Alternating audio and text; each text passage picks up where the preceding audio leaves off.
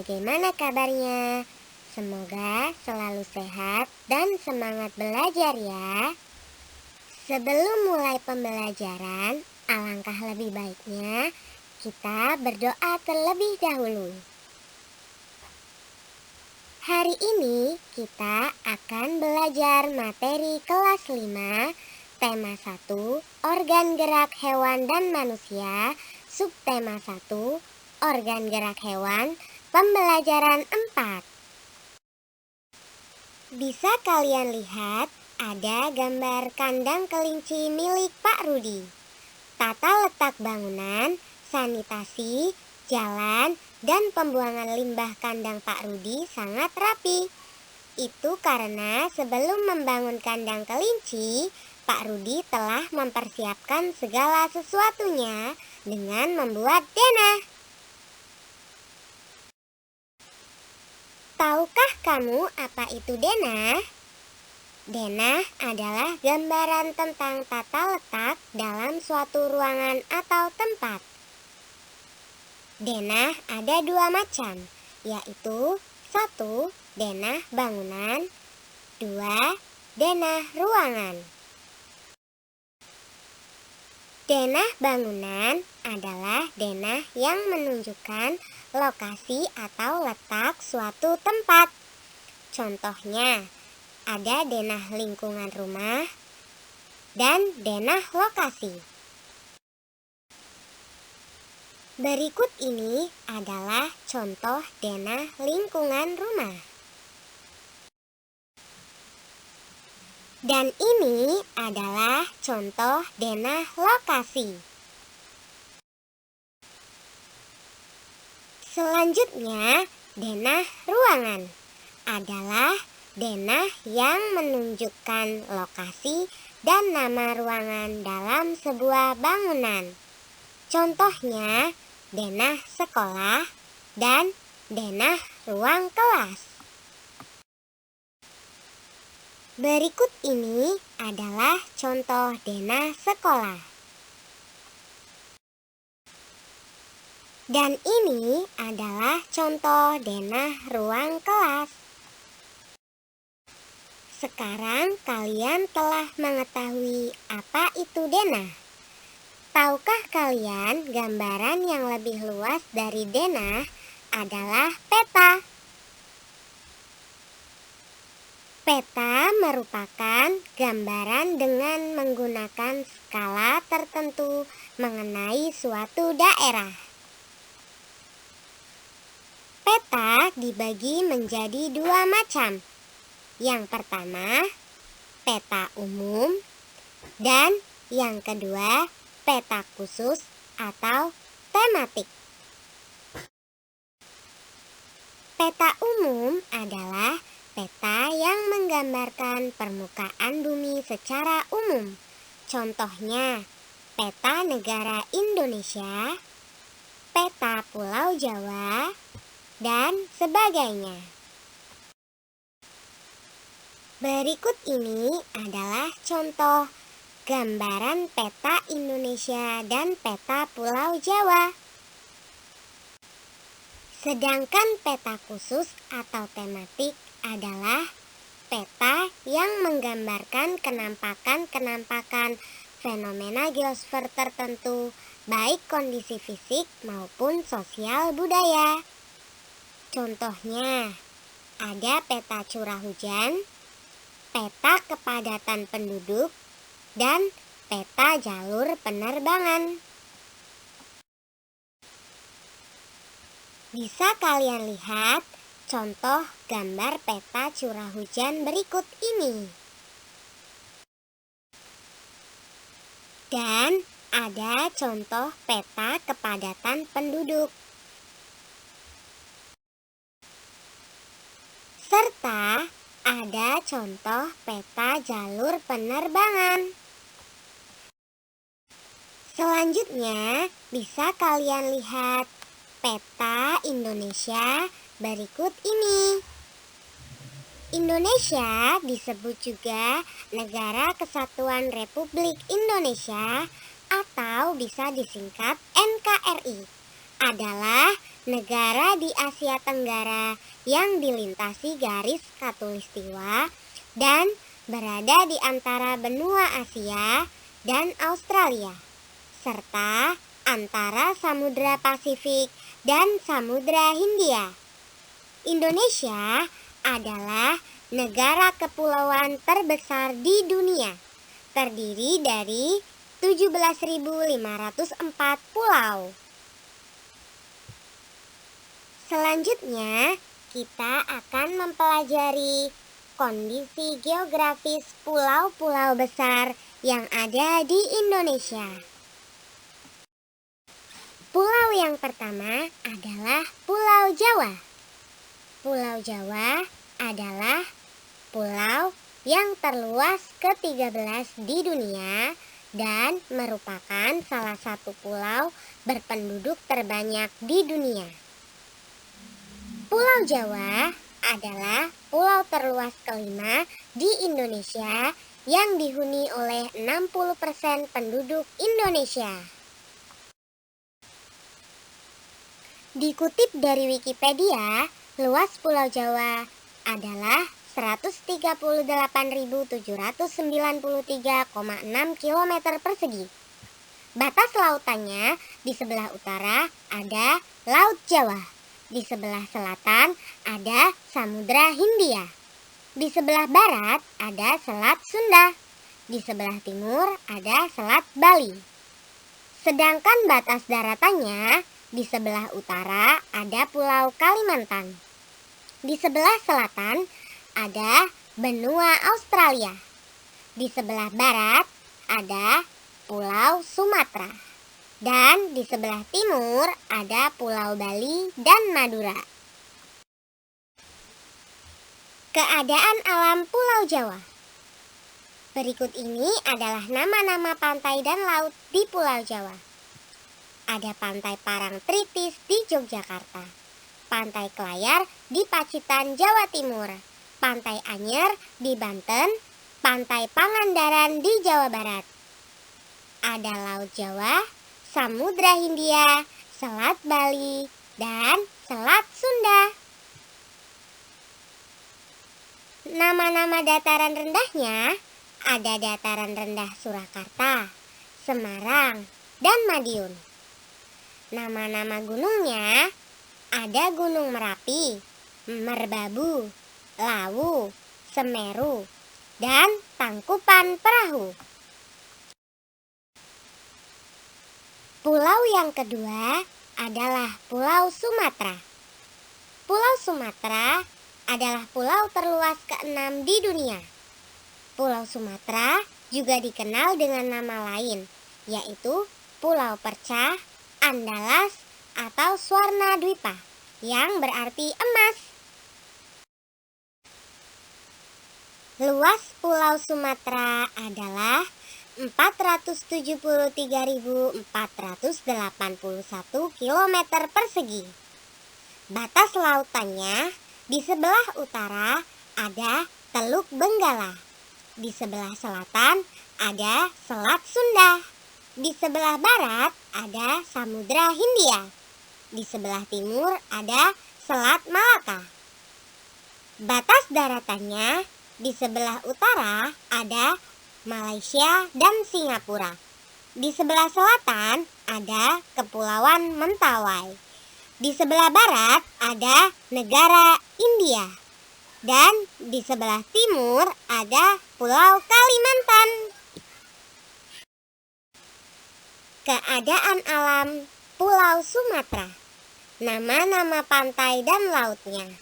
Ada Pantai Iboi di Aceh, Pantai Serake di Sumatera Utara, Pantai Trikora di Kepulauan Riau, Pantai Carocok di Sumatera Barat. Ada Selat Malaka, Samudra Hindia, dan Selat Sunda. Nama-nama dataran rendahnya. Ada Dataran Rendah Asahan, Muara Jambi, dan Kota Jambi. Nama-nama gunungnya ada Gunung Marapi, Talang, Kerinci, Dempo, dan Sinabung. Pulau yang ketiga adalah Pulau Kalimantan. Pulau Kalimantan yaitu pulau terbesar ketiga di dunia, yang dikenal dengan nama Borneo oleh dunia internasional. Pulau Kalimantan dijuluki sebagai Pulau Seribu Sungai karena banyaknya sungai di pulau ini. Luas Pulau Kalimantan adalah 544.150 km persegi. Batas lautannya di sebelah selatan ada Laut Jawa, barat Selat Karimata, dan timur Selat Makassar. Batas daratannya di sebelah utara ada Malaysia, selatan Pulau Jawa, barat Bangka Belitung, dan timur Pulau Sulawesi. Keadaan alam Pulau Kalimantan. Nama-nama pantai dan lautnya. Ada Pantai Maratua di Kalimantan Timur, Pantai Kubu di Kalimantan Tengah, Pantai Tanjung Batu di Kalimantan Barat, Pantai Selimpai di Kalimantan Barat. Lautnya ada Laut Jawa, Laut Sulu, Laut Cina Selatan, dan Laut Sulawesi. Nama-nama dataran rendahnya ada dataran rendah Pangkalan Buan, Ketapang, Kulau Kapuas. Nama-nama gunungnya ada Bukit Raya, Liang Pran, Menyapa, Asing, dan Batu Tilan. Pulau keempat adalah Pulau Sulawesi, yaitu pulau terbesar ke-11 di dunia. Pulau Sulawesi dahulu dikenal sebagai Celebes. Luas Pulau Sulawesi adalah 174.600 km persegi. Batas lautannya di sebelah utara ada Laut Sulawesi, selatan Laut Flores, barat Selat Makassar, dan timur Laut Maluku. Batas daratannya di sebelah utara ada Filipina, selatan Kepulauan Nusa Tenggara, barat Pulau Kalimantan, dan timur Maluku. Keadaan alam Pulau Sulawesi. Berikut ini adalah nama-nama pantai dan lautnya. Ada Pantai Losari di Sulawesi Selatan, Pantai Lakeban di Sulawesi Tenggara, Pantai Dato di Sulawesi Barat, dan Pantai Pulisan di Sulawesi Utara. Selanjutnya ada Laut Jawa, Laut Sulu, Laut Cina Selatan, dan Laut Sulawesi. Nama-nama dataran rendahnya ada Dataran Rendah Maros, Makassar, dan Goa. Nama-nama gunungnya ada Gunung Latimojong, Tandono, Kelabat, dan Soputan. Pulau kelima adalah Pulau Papua, yaitu pulau terbesar kedua di dunia, yang dahulu dikenal sebagai Irian Jaya. Di Pulau Papua terdapat gunung tertinggi di Indonesia, yaitu yang bernama Gunung Puncak Jaya, dengan ketinggian 4.884 meter. Luas Pulau Papua adalah 316.553,07 km persegi.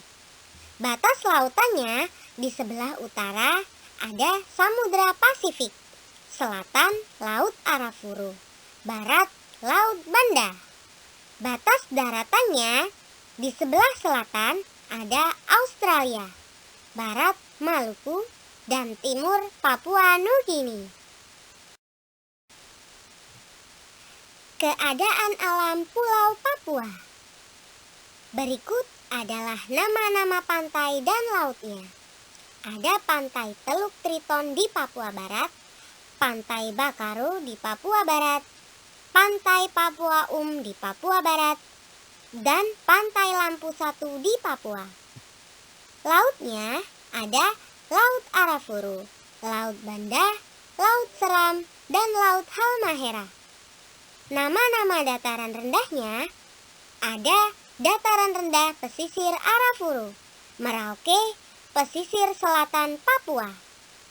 Nama-nama gunungnya ada Gunung Puncak Jaya, Puncak Mandala, Puncak Trikora, dan Gunung Dom. Yang keenam ada Kepulauan Maluku. Kepulauan Maluku adalah sekelompok pulau di Indonesia. Dahulu dinamakan Kepulauan Rempah-Rempah oleh bangsa Eropa karena banyaknya rempah-rempah yang tersedia di Kepulauan Maluku. Luas Kepulauan Maluku adalah 74.505 km persegi.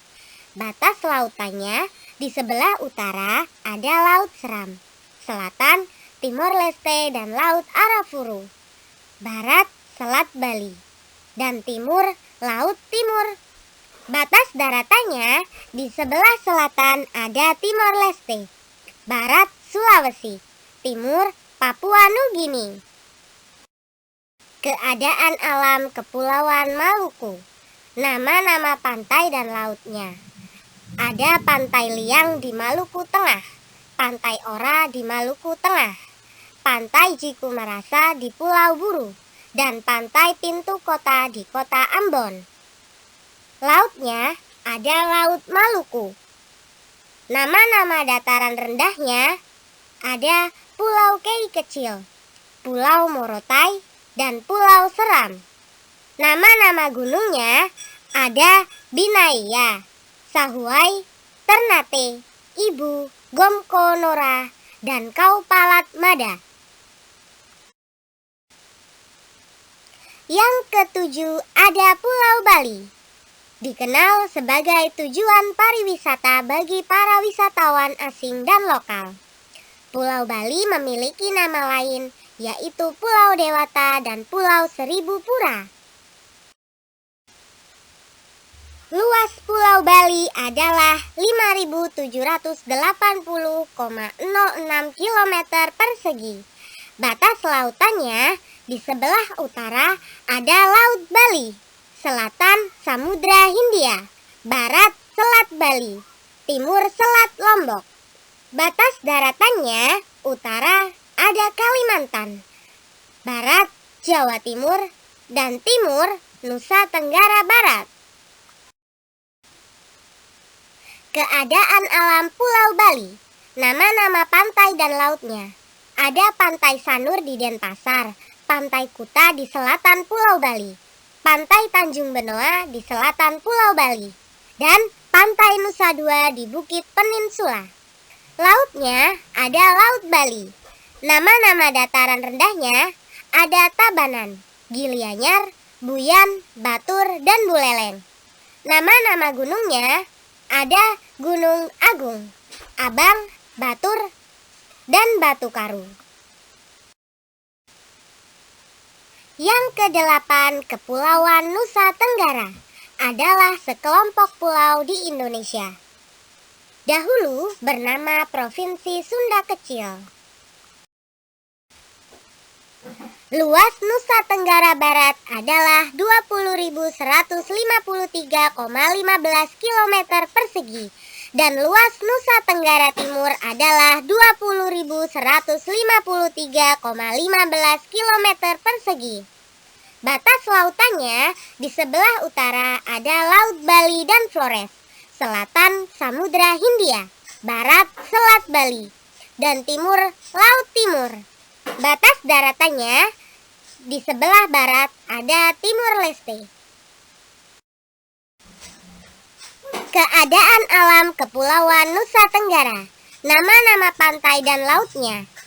Ada Pantai Selok Belanak di Lombok, Pantai Seger di Nusa Tenggara Barat, Pantai Koka di Nusa Tenggara Timur, dan Pantai Senggigi di Nusa Tenggara Barat. Lautnya ada Laut Sawu dan Laut Timor. Nama-nama dataran rendahnya Lombok, Sumbawa, dan Flores. Nama-nama gunungnya ada Gunung Ili Boleng, Rinjani, Egon, Kelimutu, Tambora, Mutis, dan sebagainya. Kita telah belajar letak geografis pulau di Indonesia. Luas, letak, dan kondisi geografis Indonesia merupakan modal dasar dalam pembangunan nasional dan pemerataan hasil-hasilnya. Namun demikian, semuanya itu harus didukung dengan perilaku dan sikap positif. Salah satunya dengan cara selalu menerapkan sikap cinta tanah air Indonesia, menghormati dan menghargai perbedaan, serta bergotong royong. Sekarang coba kalian perhatikan bacaan yang berjudul Gotong Royong Modal Dasar Pembangunan. Kita akan mencari ide pokoknya. Pada paragraf pertama, ide pokoknya adalah gotong royong merupakan modal dasar bagi terciptanya suasana kemasyarakatan yang harmonis.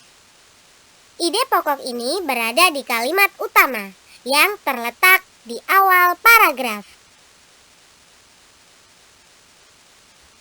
Paragraf kedua, ide pokoknya adalah dalam gotong royong tidak ada perbedaan antara yang satu dengan yang lain. Ide pokok ini terdapat dalam kalimat utama yang terletak di awal paragraf. Paragraf ketiga, ide pokoknya adalah prinsip-prinsip dalam gotong royong bisa menjadi modal pembangunan nasional. Ide pokok ini terletak di kalimat utama yang berada di awal paragraf. Demikianlah pembelajaran hari ini. Semoga pembelajaran ini bisa bermanfaat dan dapat menambah wawasan kalian. Sekian dan terima kasih. Sampai jumpa di video selanjutnya.